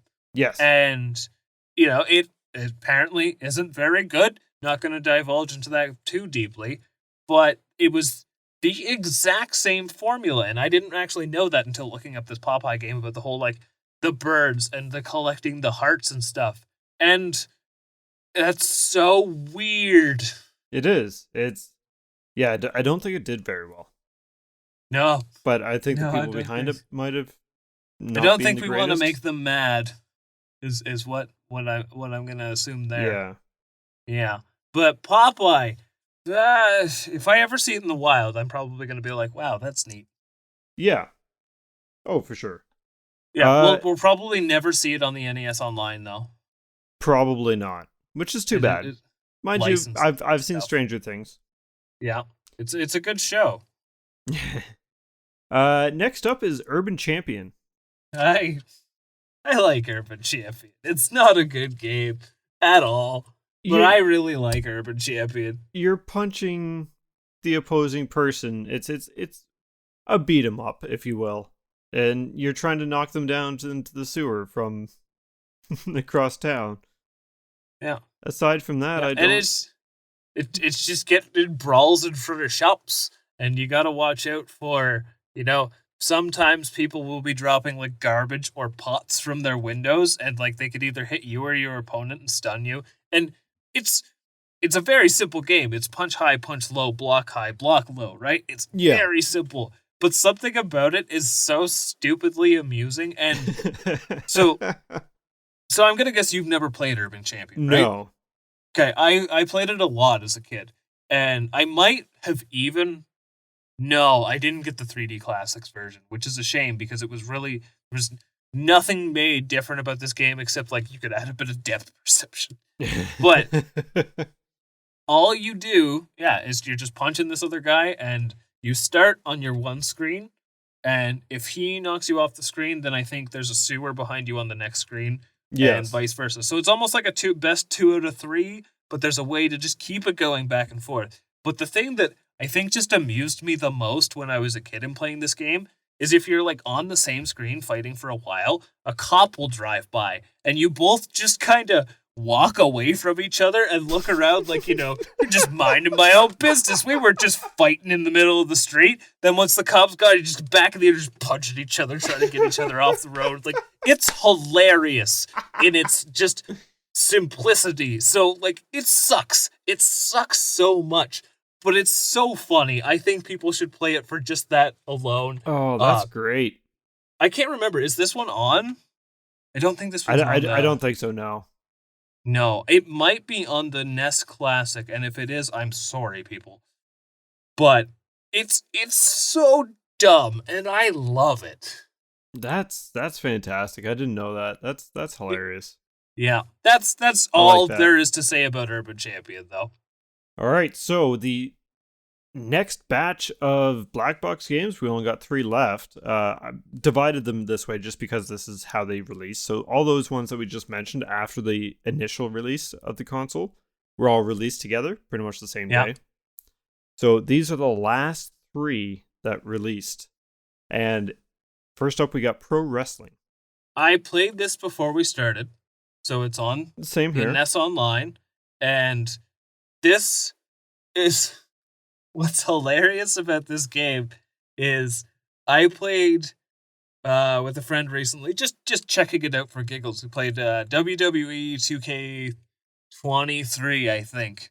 And there is nothing in pro wrestling for the NES that you can't do that you could do in the new in the WWE. It's the same thing. And I didn't like it. Obviously, it's really clunky. But the fact that, you can punch, you can kick, you can throw them into the turnbuckles, you can climb up the corner and jump on them. Like, it's actually kind of impressive the amount of stuff you could do in this game. I feel like as a kid with like some friends and stuff, would have had a stupidly good time. But it's jank. But what wrestling game isn't? So I'll say this. I don't know much about wrestling, but I have played a few older retro wrestling games. While I didn't care for pro wrestling itself, I will say that it's probably going to be the best and more versatile wrestling game on the NES. It's surprisingly impressive. Yes. So it has a lot going for it, and if you want a retro wrestling game, now this is on the NES Online, I believe. Yep. So yeah, there's options to play it if you want. Yeah. But it is literally, if you've played any other wrestling game, there's nothing in this game that is not in any of those other ones. Yes. Yeah. So the next one is, I'm going to mess this name up because English language is stupid, but Slalom? No, I think you did pretty good on that. Good. I'm proud of you. That was thanks, good wording. I did things. Yeah. You'd think I'd do better as my first language and whatnot. I wrote one thing down for this game. But? Dead ass. Dead ass. Dead ass. I don't know much about this game. It looks like you're just going down hills skiing. And anytime that you bend over to go faster, you have a very defined ass in it. I think I can only describe this game as it's a similar kind of playstyle, something like Mach Rider, right? Like, it's one of those low to the ground, third person kind of style racing games. The only difference is like this one's skiing, and there's going to be a lot more focus on like dodging obstacles and also ducking in to increase your speed. But at the end of the day, like, it's just going to feel like a single racing game experience, right? Yep. It looks pretty good though. It does. Like, especially for the era of NES that this came out in. That's what I mean. Like, as a black box game, this is one of the more like surprisingly detailed looking ones. Yeah. So, but there's really not much more to say other than dead ass. I don't know how it plays. I don't know if it's good. I've honestly, until I was doing research for this episode, I don't think I've even heard of it. That's one of the ones that I can also agree is like up there with like Popeye and Donkey Kong Jr. Math. Yeah. So Obscure. I don't know if you like skiing games, you can check that out, or you can always try and see if you can get a copy of Ski Free from Windows 98. Oh, Ski Free takes me back, takes me right back. Yeah, So the last game in the Black Box series of games that Nintendo published and released. Wait, the end? Yeah. All 30? Yeah. Oh, that just flew by, didn't it? This is No. volleyball. It is volleyball, yes. It is volleyball. It's just volleyball. Just volleyball. Now, this is NES Online. Did you play this at all? I did. Like, oh, do you mean as a kid or right now? Both. Just recently, like before we started, and this is another one like soccer and like 10-yard fight that I don't understand how to control it, and it's like you're one person sometimes, and sometimes you're like three. Yes. And I checked this out before we hopped on. I didn't understand what the hell was going on. I looked up on YouTube, and the amount of people that were having a surprising amount of issue understanding it and even trying to get a goal. Like, yeah, you're gonna be doing. You can do the whole jump, set, spike thing, which volleyball is around, right? And the other team will do it right back to you, which good, they should. Good luck getting a point. Apparently, it's really, really difficult. I don't think I did when I was doing it, and the worst part is every time they get a point off me, like things just move so fast. Oh yeah, and you have no idea who you're controlling at that point. It's you're controlling one character, or sometimes you're controlling three, and it's like what? It's just there's a lot of stuff going on. It's weird. It's complicated for something that's supposed to be simple. I don't know sports as I've established. Yep. But I guess there's, different variations of volleyball. I think this would be more along the lines of maybe professional or Olympic style volleyball with I think there's 5 or 6 players as opposed to something like beach volleyball, which I think is somewhere between 2 to 4 players or something. And for my money, if I'm going to play a volleyball game, which I'm not, but if I were to, I would play one of the ones that they're spin-offs of the River City games. Oh, okay. I think, and there's also dodgeball games. I think they're just called Super Volleyball and Super Dodgeball and stuff. They've been, when brought over here, box art and stuff have been incredibly Americanized, but then when you play it, it's these little chibi characters that are playing volleyball. But these games are so much fun. Yes. So if you're gonna look for that, there's a much better way to play volleyball than volleyball. As someone who played volleyball in high school, this game sucks. It's would bad. It be any better if you didn't play volleyball? I don't. Maybe because I wouldn't really know. I don't know. This my first experience was before we hopped on, and that's also going to be my last. This game bothered me. Yeah. The other ones I'll go back to, everything on this list. I'd go back to and check out and try again and everything. Yeah. Even 10-yard fight. Yeah. Well, I haven't tried it, so I'd rather actually experience before I dismiss it. I didn't dismiss it. Next, I don't think I called any of these games outright bad. Uninteresting, sure, but volleyball. I called Ice terrible. Climber bad. Ice Climbers has some very bad. It's disappointed me. Sure, yeah, that's. And I think I also called. Who else did I call? Soccer. I called bad. Yep. And golf I called bad. Those are a lot of the sports games bad. Golf is golf. There's better ones, sure. That's kind of where, if it was the only one available, it's fine. The volleyball is just bad. Yes. The soccer, I think that's functional. Oh, Roughly. roughly. In comparison to volleyball, it's a goddamn legend. I did get a point in soccer, so I will give it that. Um, Tennis, baseball, haven't played 10-yard fight. They Yeah, function. they all function as Baseball some was sort of actually kind game. of fun. I don't know why, Just but screw volleyball. It I don't know why it yeah, makes me so mad. It makes me mad. we're getting to the end of this Black Box saga on a low note. So let's swing it up on a high note with Silver in the box. same vein, but yeah, very different. This is very much a cut above, and I feel like the only reason to mention this is because it's it's like the next step of evolution, even though there was only two that ever happened. The jump in quality between the black box branded NES games, because if these all launched at once, it'd be a different story. But like you said, they were kind of staggered. There was the launch ones and then a few that were later Yep. in the black box era. So the silver box seemed like the next thing before they just eventually dropped that whole convention. I know that Zelda's got a gold box. That's nothing to do with the quality of the games or when they come out. That's just to That be was the thematic. design of the box itself, not Yeah. the because the silver box still uses the same uniform platform that the black box uses. It's just instead of being black, it's silver. It still Yeah. has those like sprite shots of in-game stuff in the same style as the original Super Mario Brothers look, or Yeah. any of the black box games.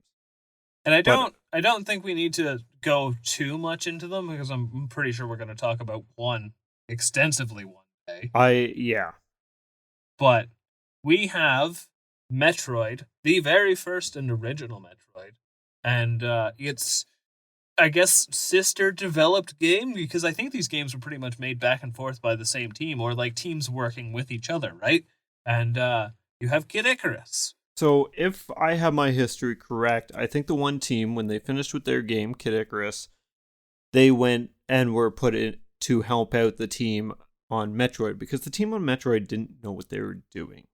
Well, they turned out a game that I personally don't like the idea of playing, but is one of the most forward-thinking games of its time. So Kid Icarus is one of those games that I keep saying I'm going to get to, and I just haven't. And I believe Kid Icarus is actually on the NES Online. I think so, and also I have booted up Kid Icarus, like the original one, multiple times within my life. I think I actually purchased it on, if not the Wii Virtual Console, then like the 3DS Virtual Console. Yep. I have never in my life gotten past level 1. No, neither have I. And almost the same idea because I had it on the Wii Virtual Console, I'm pretty sure. And I've also launched it countless times on NES Online. Never got through the first level. It's just, oh, I should check this out, and then I just never do. And Did it's not fair to it because from what I've heard, it's a decent retro game. did you know that like after that first level you travel horizontally? 'Cause for years I didn't. I thought it was just a game where you went up. Today I learned. Oh, well there you go. Yeah, no, it's one of those games that I've surprisingly stayed away from knowing much about, but still have a huge admiration for it. And then what can we really say about Metroid other than like, yeah, So it's rough, but like compared to any of these games we've just discussed, it is leagues ahead in its design. I'm gonna say this. Yes, Metroid One is rough. However, I like it. At Well, first, I didn't. And my first playthrough, I plowed through it, and I got to the end using save states and whatnot. And it's like, okay, well, I did it. And then maybe a year later, I dove into it head first with no save states and all that, and beat it in one sitting. And I really enjoyed myself doing that. And I've grown a bit appreciative, but at the same time, because I played through it a couple times, I know a lot of its gimmicks that can be considered bullshit, such as enemies following you through doors and like constantly hitting you while you have no control. Things like that. Like it has a fair amount of issues, but it's not as bad as people make it out to be. well, it also is a large, sprawling world that works and makes sense. Yes. And that's a huge feat. You got to think, like, it is one of the first, if not the first, like, interconnected kind of world of a game. Absolutely. Even if some of those parts are like reused, I mean, that they had to, right? Like that's Yep. For an NES, especially at its time of release, it was pretty impressive. It was really impressive.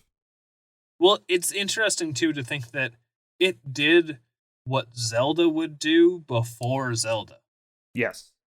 And that's really impressive for a side scrolling platformer. And then as for Kid Icarus, those levels are pretty big. You get like upgrades as you go out through the game. It's, I mean, to say it's RPG-ish is really a bit of a stretch, but there weren't really a lot of games where, you improved upon your character throughout your journey. It was just the journey got harder, right? Yeah. And so Kid Icarus, though, again, not much experience from either of us, it still feels like more of a video game than these previous more arcadey kind of games, right? Yeah. Which And I think is a good turning point. and I think the only thing from the black box era that we've discussed that it comes even close to the silver box stuff is probably Super Mario Brothers. Yeah. Just in scope. Yeah, because it has a much like proper linear world. Well, let's ignore linear. It has a proper world to it, where most of these games that we discussed today have like a couple screens, a couple different levels, if you will, that sometimes just even to the point of staying a static screen, right? I was just going to say, or just the one screen that you're constantly doing the same thing over and over again of slightly different varying challenge. Yes. So that's wow. That was the start of the NES's life, at least from Nintendo's offerings. Yes. There was a few other things that came out around this time. I want to say like before Metroid and Kid Icarus, there was some stuff like Galaga and maybe a couple other games, but it's just Nintendo we're talking about This today. is just Nintendo. They were the only ones really with a release launch as well, so Yeah. but So a lot of third-party support for the NES. it started flooding in around the time of the silver box stuff as well, right? Yes. And then they all got normal boxes after. They all They had got- their own non-uniform You boxes. say normal. Look at what they did to Mega Man, god damn it. Okay. I'm not saying yeah. They got a little creative with that one. So now that we've discussed all of these black box, and speaking strictly black box, if you had to pick a top 5, what would you do? So this is a little difficult, to be honest, because like there's a lot of these that I honestly don't care about. But let's see what we can do. Number 4, I'm gonna actually say pro wrestling. Or sorry, number Okay. 5, I'm gonna say pro wrestling. That's not what I would have expected at all. No. Number 4. I gotta make sure I got this right. Number 4, I'm actually gonna say Clue Land. Also not expecting that. Wow. No, I'm throwing you for a loop. Yeah. Now, Clue Land is it because it just intrigues the shit out of you? Yes. That's a good reason. Yes. Number 3, I'm gonna say Donkey Kong, the first one. Okay. That's not like. I guess it's kind of surprising, but it doesn't really throw me too much for a loop because I know that like you're kind of adverse to a lot of these games. So Donkey Kong is a game that, yeah. Yeah. Number 2 is gonna be Super Mario Brothers. Okay. I figured it would be in this top 5 somewhere. Yeah. Probably closer to the top. So seeing it at number 2 makes sense. So, out of curiosity, because I've thrown you for a bit of a loop here, what do you think number 1 is? I personally think number 1 for you is Duck Hunt. Wrecking Crew. Interesting. So, a couple that I did leave off. Duck Hunt, it's fine. I have a lot of nostalgia for it, and I think it's best left there. Okay. I'm looking at this from a perspective of where I probably want to replay them at some point or check them out again. Pro wrestling, yeah, just because it's an early wrestling game that has a lot of versatility to it. That's why I chose it as number 5. It's not my most important one, but I like it. Donkey Kong, I've always had a fondness for the original arcade game, so and I like it more than Junior or number 3. Super Mario Brothers has to be high just because it's really neat. And Wrecking Crew, I like that whole puzzle kind of gameplay loop it has. It's actually a lot of fun. It is. I have a lot of fondness for Wrecking Crew, even though it's not something like I'm particularly nostalgic for. Because I know, like, even before just playing it now, like I played it a little bit on the NES Online service or the Yep. classic one of the two, and I always thought I would actually like to sit down with this one day because this is pretty solid. Yes. No, that's just it. Like every time I boot it up, it's one of those. So Super Mario Brothers, I played countless times, and I've beat countless times. Fair enough. It's great. It deserves that spot. Wrecking Crew is one that I haven't. I don't even know if there's an ending to, but it's one of those games that every time I sit down, I'm just enthralled with it, and then I put it away and then forget about it because I'm just too busy with other games at the moment. And then I launch it again. It's like, oh, I got this, and I get excited to play a black box game. Well, So, that's a pretty good reasoning. So what was it against? We got pro wrestling, pro wrestling, uh, Clue Land, Luku Land, Donkey Kong, Super Mario, and Wrecking. Wrecking Crew. Yes. Okay, that's a pretty respectable lineup. It's not bad. It has a little bit of everything. So Yeah. the question is, what about you? So my number 5 spot is a little bit of a cheat, but I picked two because I've not played either of them before, but I Okay. feel like they could be like relatively comparable experiences, though I could lean more towards one than the other. And that would be either Mock Rider or Slalom as my number 5. Okay. If you could pick one. If I could pick one from what I've seen, I think Slalom, because it Because has of a little that bit ass. more get that ass. But also with like the dodging and like the different controls of your speed, I think that could actually be a pretty interesting game, even though I really don't care about skiing. Yep. Also, fun fact, was developed by Rare. Yes, it was. So it could be the reason why it's one of the prettier looking games. Number 4, I would have to give to Duck Hunt. Okay. And I know that you are saying like nostalgia, keep it back there kind of thing. Yep. I still have a CRT TV, so I might actually be able to rock some Duck Hunt one day. Well, if that is the case, I do have an NES and a copy of it on my shelf. So Oh, that just makes it much easier. yes, But I don't have that a is zapper. actually something that I would like to try at some point. And so that's why that's up there. My number 3 goes to Wrecking Crew. It's just so good. Self-explanatory at this point. Wrecking Crew's pretty great. My number 2 is not unlike yours, Super Mario, because good time, still fun to go to. I'd rather, of course, the All-Stars version, Yep. but I will play the original. Actually, more inclined to play the Lost Levels, but that's not here. Yes. That was never released over here. No, so this will do. And then, do not even gonna say if it. the listeners don't know what Tyler's number 1 is, you ain't been listening. Is that where we cap this off? Donkey Kong Jr. Math. Ah, it would be if it could be. Nah, you might as well say it. It's Balloon Fight. It's always been Balloon Fight. I love it so much. Now it's locked. If it ever Yeah. changes, we get to. I know you owe us money. Yeah, we'll figure something out. So yeah, I'll just go over it again. We got Slalom, Duck Hunt, Wrecking Crew, Super Mario, and My Love. Yeah, that's a good list. Yeah, but I think we've beaten the black box to death. Yeah. What do you think? Should we wrap this up here? Yeah, I do hope some of the ones that aren't on the NES Online yet do get a chance to go on, but a fair amount of these are.